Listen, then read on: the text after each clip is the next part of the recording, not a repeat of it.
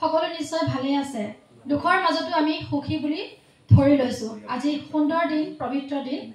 মোৰ বাইবেলৰ এটা বাক্য বহুত বেছি ভাল লাগে সদায় আৰু অকনমান আপোনালোকৰ আগতো ব্যক্ত কৰিবলৈ আহিছো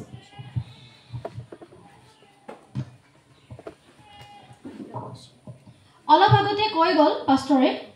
তথাপিও মোৰ ভাল লাগে সেইবাবে পুনৰাবৃত্তি কৰিছো প্ৰত্যেক বিষয়ে এক এক সময় আছে আকাশৰ তলত প্ৰত্যেক অভিপ্ৰায় বিশেষ বিশেষ সময় আছে জন্মিবৰ সময় মৰিবৰ সময় ৰূপৰ সময় আৰু ৰোৱা উভালিবৰ সময় বধ কৰিবৰ সময় আৰু সুস্থ কৰিবৰ সময় ভাঙিবৰ সময় আৰু সাজিবৰ সময় কান্দিবৰ সময় আৰু হাঁহিবৰ সময় বিলাপ কৰিবৰ সময় আৰু নাচিবৰ সময় হিল দলিয়াই পেলাবৰ সময় আৰু হিল গোটাবৰ সময় আকোৱালি ধৰাৰ সময় আৰু আকোৱালি ধৰাৰ পৰা আঁতৰি থাকিবৰ সময় গতিকে প্ৰত্যেকৰে একো একোটা সময় আছে সেইবাবে আমি সময়ক কেতিয়াও নয় কৰিব নোৱাৰো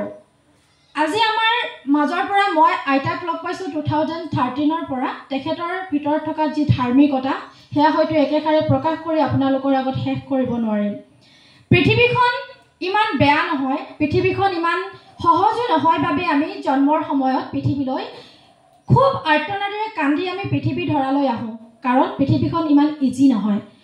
আৰু পৃথিৱীখন ইমান বেয়া নহয় বাবে আমি পৃথিৱীৰ পৰা বিদায় মাগো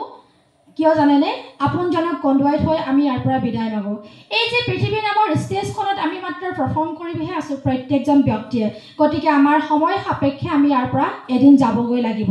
বাইবেলত উল্লেখ আছে বাইবেলৰ বাক্যত লিখা আছে মই তোমাক ইয়ালৈ পৃথিৱীলৈ পঠাইছো তোমাৰ মনোবাঞ্ছা পূৰণ কৰিবলৈ নহয় পিতৃৰ মনোবাঞ্ছা পূৰণ কৰিবলৈহে আমাক ইয়ালৈ পঠায় গতিকে আমি বহু শতকাৰে আমাৰ জীৱন জখলাত আমি ভৰি দিব লাগে ইয়াতে কাৰোবাক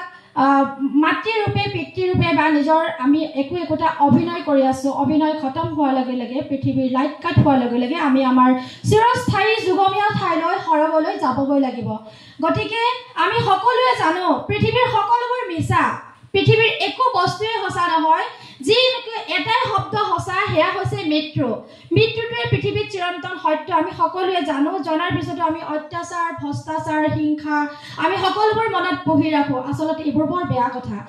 আজি মৰ্মান্তিক কষ্ট পাইছো আমি যি বাটেৰে আইতা আমাৰ মাজৰ পৰা গুচি গ'ল সেই বাটেৰে আমি প্ৰত্যেকে গৈ আছো হয়তো কেতিয়াবা কাৰোবাৰ আগ হৈছে আৰু কেতিয়াবা হয়তো কাৰোবাৰ পাছ হৈছে ধন্যবাদ জনাইছো বা আৰু দাদা আপোনালোক দুয়োজনে এগৰাকী ইমান সুমাতৃ গৰ্ভত সন্তান হিচাপে আপোনালোকে পৃথিৱীলৈ আহিছে হাজাৰবাৰ মাতৃক ধন্যবাদ জনাওক নিজৰ সকলোখিনি সমস্ত ত্যাগ কৰি পিতৃৰ পৰা একো নিবিচাৰি আপোনালোকক বহু কষ্টৰে তেওঁ ডাঙৰ দীঘল কৰিলে এয়া আচলতে আদৰ্শ নাৰী আমি তেওঁৰ পৰা বহু শিকিব লগাই আছে আমি ভাগি পৰো কেতিয়াবা কি কৰো দলত ধৰো দল ছিগে নলত ধৰো নল ছিগে আচলতে আমাৰ জীৱনবোৰ তেনেকুৱা হ'ব নালাগে আমি কাৰোবাৰ পৰা শিকিব লাগে ভালবোৰ ল'ব লাগে বেয়াবোৰ দলিয়াই পেলাব লাগে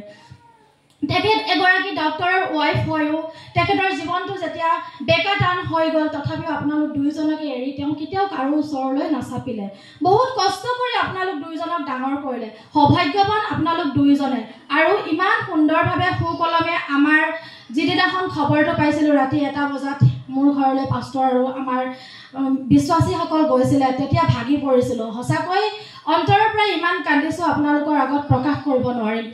মহান ব্যক্তি আমাৰ ধাৰ্মিক পিতৃ আৰু মাতৃ সহস্ৰবাৰ প্ৰণাম আপোনালোকক তেওঁৰ মাতৃ আপোনালোকৰ মাতৃ ইয়াতে তেওঁলোকৰ ঠাইত জাগা দিছে তাৰ বাবে পুনৰবাৰ আমি সদায় চিৰকৃতজ্ঞ হৈ ৰাম আপোনালোকৰ ইয়াত যি তেওঁৰ শেষ কৃতিত্ব কৰিলে বা ইয়াতে কবৰ দিলে তাৰ বাবে আপোনালোকলৈ সাষ্টাংগে প্ৰণিপাত মোৰ ফালৰ পৰা থাকিল পাষ্টৰ আৰু পাষ্টৰণীলৈ আমি সদায় ধাৰুৱা হৈ থাকিম